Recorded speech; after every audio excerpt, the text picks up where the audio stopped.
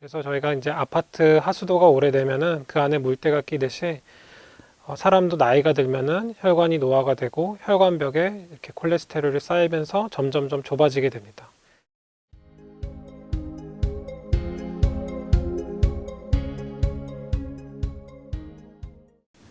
안녕하십니까. 서울 아산병원 심장내과 김주현 교수입니다. 오늘 제가 말씀드릴 내용은 관상동맥 질환의 이해와 예방에 대한 내용이 되겠습니다. 먼저 관상동맥 질환에 대해서 살펴보도록 하겠습니다. 이제 먼저 통계청 자료를 보시면 2023년 국내 사망 원인입니다. 그래서 암을 제외하게 되면은 심장 질환으로 인한 사망이 두 번째로 많은 것을 알 수가 있습니다. 따라서 이제 이러한 심장 질환에 대한 조기 진단과 예방이 중요하다고 할 수 있겠습니다. 네, 또한 이제 최근에는 65세 이상 노인 인구가 이제 급격히 증가하게 되면서 당뇨병이나 이상지혈증과 같은 만성 질환의 유병률이 증가하고 있고, 이에 따라서 이제 심혈관계 질환도 같이 이렇게 늘어나는 것을 알 수가 있습니다. 따라서 이제 이러한 심혈관계 질환에 대한 이해와 예방이 중요하다고 할 수 있겠습니다. 이제 제 진료실을 찾는 대부분의 환자분들이 이제 심장병이 걱정돼서 오시는 분들이 많습니다.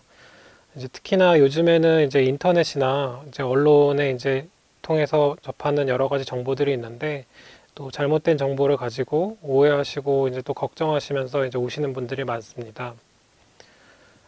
심장이 안 좋으면은 이제 나타나는 증상은 크게 네 가지라고 알고 계시면 되겠습니다. 그래서 흉통, 그리고 이제 호흡곤란, 그리고 이제 가슴이 두근거린다든지 아니면 이제 실신과 같이 요 네 가지 증상이 심장이 안 좋을 때 직접적으로 나타나는 증상이라고 할 수 있겠습니다. 이제 환자분들이 많이 하시는 질문 중에 하나가 이제 손발이 저리다든지 차갑다든지 아니면 이제 다리 통증이 있거나 아니면 머리가 아프거나 또는 이제 어지럽거나 울렁거림, 이런 이제 다양한 증상들을 이야기를 하시는데, 이러한 것들은 이제 심장과는 직접적인 관련이 없다고 할 수 있겠습니다. 그래서 심장이 안 좋아서 심장병이 있는 환자분들이 나타내는 증상은 요 네 가지가 전부라고 이해를 하시면 되겠습니다. 하지만 이제 흉통이 있다고 해서 반드시 그 원인이 심장이라고는 할 수는 없는데, 실제로 이제 흉통의 원인들 중에는 이렇게 이제 여러 가지 다양한 원인들이 있습니다. 따라서 이제 이러한 여러 가지 흉통의 원인들 중에서 심장 질환, 특히 그 관상동맥 질환이 그 원인인 경우는 10% 미만 정도로 그렇게 많지는 않습니다. 하지만 이제 이러한 원인들 중에서 그러한 진단이나 치료가 늦어졌을 때 사람의 생명에 직접적으로 연관이 있는 것은 심장 질환, 특히나 이제 관상동맥 질환이기 때문에 가슴 통증이나 호흡곤란이 있다면 의사를 찾아가서 진료를 보시는 것이 반드시 필요합니다. 그래서 전형적인 심장병 증상은 이제 주로 오래 걷거나 계단을 오르거나 할 때 가슴 가운데가 이제 뻐근하게 아프거나 조이듯이 아프거나, 그리고 쉬면은 좀 나아지고, 이러한 특징을 보여주게 됩니다. 가슴이 이제 콕콕 찌르듯이 아프다든지 아니면 날카로운 통증이나 혹은 이제 본인이 이제 손으로 이렇게 어디가 아프다라고 짚으실 수 있는 그런 통증들은 대개는 이제 심장과 관련이 없는 경우가 더 많습니다. 그렇지만 이제 병원에 꼭 오셔야 할 때는 증상이 자주 반복되거나 아니면 점점 심해지거나, 그리고 이제 숨찬 증상이 동반되면서 평소에 이제 없던 증상이 확실하게 생겼을 때는 병원을 방문하셔서 의사와 이제 상담을 하시는 것이 반드시 필요합니다. 그렇다면은 이제 왜 이러한 증상이 나오는가? 이제 심장은 우리 몸에 이제 혈액을 순환시키는 펌프와 같은 기능을 하는데, 심장도 이제 피를 받아서 먹고 살아야 합니다. 바로 그 심장에 피를 공급하는 혈관을 저희가 이제 관상동맥이라고 하는데, 이러한 관상동맥이 좁아지거나 막히게 되면은 심장이 이제 충분한 피를 받지 못하게 되고, 그래서 이제 흉통과 같은 증상이 나타나는 것을 협심증이라고 합니다. 그래서 환자분들이 이해하기 쉽게 설명드리면 혈관이 이제 서서히 좁아지거나 막혀서 증상이 생기는 것을 협심증, 그리고 갑자기 막히거나 아니면 이제 피가 갑자기 막혀서 전체적으로 안 가게 되는 상황이 생기는 것을 심근경색, 이렇게 설명을 드립니다. 따라서 이제 심장이 많은 혈액을 필요로 하는 상황, 즉 이제 달리기라든지 언덕으로 오른다든지 이런 상황에 처하게 되면은 협심증이 있는 환자분들은 흉통 증상이 나타나게 됩니다.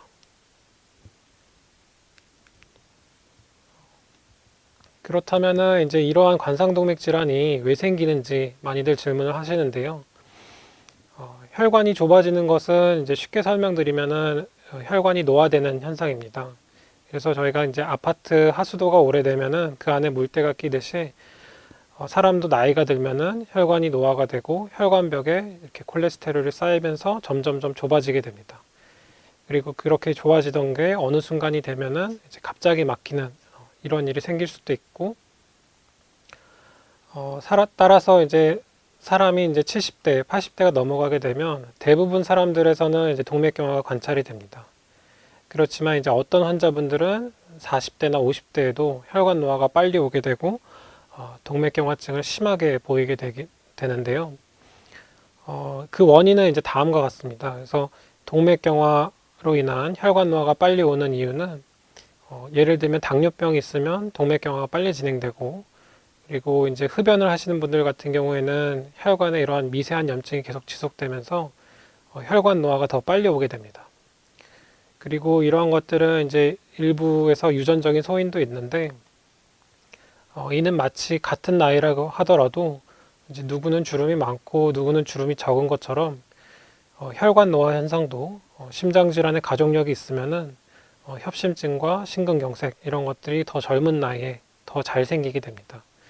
따라서 이제 이러한 위험 인자들이 있지 않는지, 그리고 만약에 이러한 것들이 있다면 또 치료와 관리를 잘 해서 혈관벽에 콜레스테롤이 쌓이는 것을 천천히, 그리고 이제 늦출 수 있는 그러한 약물 치료가 필요하게 됩니다. 그래서 이제 흡연 같은 경우는 이제 반드시 중단을 해야 되고, 또 이제 내가 고혈압이나 고지혈증 혹은 이제 당뇨와 같은 만성 질환이 있다면은 이에 대한 약물 치료와 관리를 잘 해서 향후 이제 5년 뒤, 10년 뒤 내 혈관이 건강할 수 있도록 예방을 하는 것이 중요하다고 할 수 있겠습니다. 이제 진단 같은 경우는 이제 대학병원에 오시는 환자분들은 대부분 이제 동네 병원에서 1차적인 검사를 하고 오시게 됩니다. 그래서 이제 보통은 동네 병원에서 이런 저런 검사를 많이 했는데 자세한 설명은 못 들었고 이제 괜찮다고만 했다. 그렇지만 혹시 모르니까 큰 병원에 가보라, 이런 식으로 이야기를 듣고 병원에 방문하시는 환자분들이 많습니다. 심전도나 이제 혈액 검사와 같은 일반적인 검사들은 흉통을 호소하시는 환자분들이 지금 당장 이제 응급실로 가야 하는지 아니면 이제 기다렸다가 외래 진료를 봐도 되는지 그 정도를 판단하는 이제 간단한 검사라고 이해를 하시면 되겠습니다. 따라서 이제 이러한 심전도나 혈액 검사들은 심근경색과 같은 아주 큰 이상이 당장 진행되고 있는 상황이 아니라면 검사로서는 심장 질환에 대해서 얻을 수 있는 정보는 그렇게 많지 않습니다. 요즘에는 이제 2차 병원급에서도 이제 이러한 심장에 관련된 전문적인 검사를 많이 하는데요. 이제 운동부하 검사라든지 CT 검사가 있겠습니다. 이러한 검사들은 이제 환자분이 협심증을 가지고 있는지 이런 것들을 이제 간접적으로 측정하는 검사입니다. 그래서 정확한 확진 검사는 아니고, 운동부하 검사 같은 경우에는 이제 심장이 빨리 뛰는 상황을 만들어서 심장의 기능이 괜찮은지 이런 것들을 평가를 하게 되고, 관상동맥 CT 같은 경우는 이제 실제 혈관의 구조를 들여다보고 막힌 부분이 있는지 이런 것들을 살펴보는 검사가 되겠습니다. 요즘에는 이제 2차 병원에서도 여러 가지 이제 자세한 검사들을 많이 하게 되는데, 운동부하 검사라든지 관상동맥 CT 같은 것들을 이제 촬영하시는 경우가 있습니다. 그래서 이러한 것들은 이제 협심증이 있는지 없는지를 간접적으로 이제 평가하는 검사가 되겠습니다. 운동부하 검사 같은 경우는 이제 심장이 빨리 뛰는 상황에서 심장 기능을 간접적으로 평가를 하는 것이고, 관상동맥 CT 같은 경우는 실제 이제 혈관의 구조를 들여다보고 막히거나 좁아진 부분이 있는지 살펴보는 검사가 되겠습니다. 그래서 이러한 검사들로 많은 정보를 얻을 수 있지만, 이러한 것들은 이제 심장 혈관에 실제로 문제가 있는지 그런 확진 검사는 아닙니다. 그래서 협심증이 의심되는 경우에는 이제 확진 검사를 위해서 관상동맥 조영술, 심장혈관 조영술이라는 검사를 하게 되는데, 쉽게 설명드리면은 이제 아주 가느다란 카테터와 같은 기구들을 몸 안에 넣어서 심장까지 직접 접근을 해서 그 심장에 혈액을 공급하는 관상동맥이 좁아진 데가 있는지, 또 어디 막힌 데가 있는지 이런 것들을 조영제를 사용을 해서 엑스레이 사진을 찍는 것을 혈관 조영술이라고 합니다. 그래서 이러한 검사는 이제 간단하게 시행하기는 어렵고, 반나절 혹은 이제 하루 정도의 입원을 통해서 검사를 하고 또 그날 결과를 보실 수 있습니다.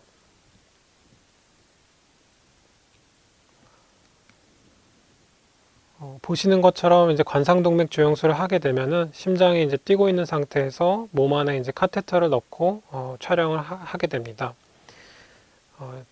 이러한 정상 혈관은 이제 매끈하고 이제 깨끗한 것을 쉽게 아실 수가 있고, 반면에 이제 협심증이 있는 경우는 이렇게 길이 이제 잘록하게 좁아진 부분이 있는 것을 아실 수가 있습니다.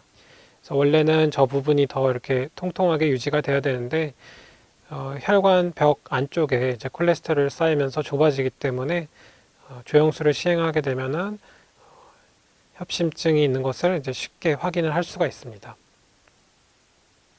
혈관 조영술을 시행을 하게 되면 이제 협심증이 있는지 없는지 그런 것들을 알 수가 있겠고, 또 협심증이 확인되면은 이게 약만 먹어도 되는 정도인지 아니면 어떤 시술이나 수술이 필요할 정도로 병이 심한지 이런 것들을 평가를 할 수가 있습니다. 그래서 이제 앞선 환자분처럼 심한 병변의 경우에는 보시는 것처럼 스텐트를 넣는 치료를 할 수도 있고, 만약에 이제 병이 너무 심한 경우에는 스텐트 시술보다는 이러한 관상동맥 우회 수술을 시행하는 경우도 있습니다. 하지만 이제 중요한 것은 협심증이 진단이 되면 이러한 수술이나 시술을 하건 하지 않건 간에 제일 중요한 것은 약물 치료를 열심히 하는 것입니다. 그래서 특히나 시술이나 수술을 하게 되면 더더욱 이제 약을 빼먹지 않고 약을 잘 드셔야 합니다. 그래서 보통은 이제 심근경색 환자분들께 설명드리는 게 금연하십시오. 그리고 약을 잘 드십시오. 이 두 가지는 꼭 지켜달라고 이제 환자분들께 설명을 드립니다. 그래서 생각보다 약을 잘 못 챙겨 드시는 분들도 많고, 또 이제 시술을 하게 되면은 증상이 금방 좋아지기 때문에 본인이 이제 약을 드시지 않아도 된다 이렇게 오해하시는 분들이 있는데, 약물 치료가 가장 중요하다. 이것을 꼭 아셨으면 좋겠습니다.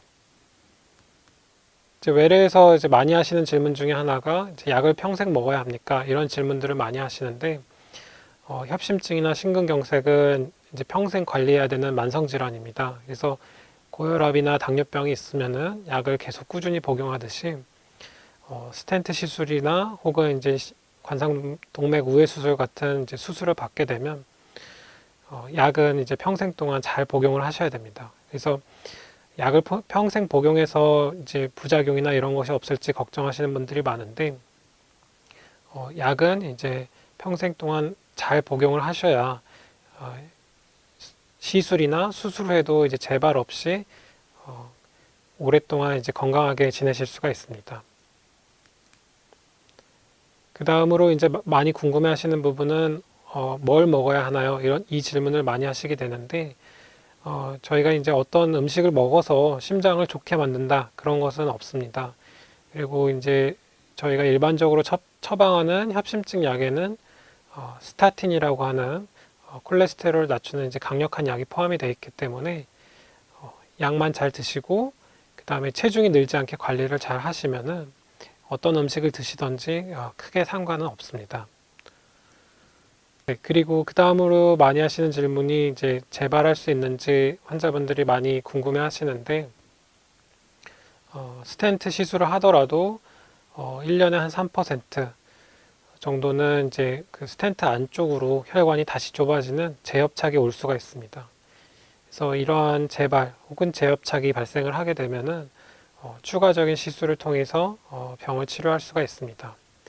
그리고 앞서 말씀드렸던 것처럼 이제 금연이라든지 약물 치료를 잘 하셔서 관리를 하시는 것이 이러한 재발률을 낮추기 위한 목적이다라고 이해를 하시면 되겠습니다.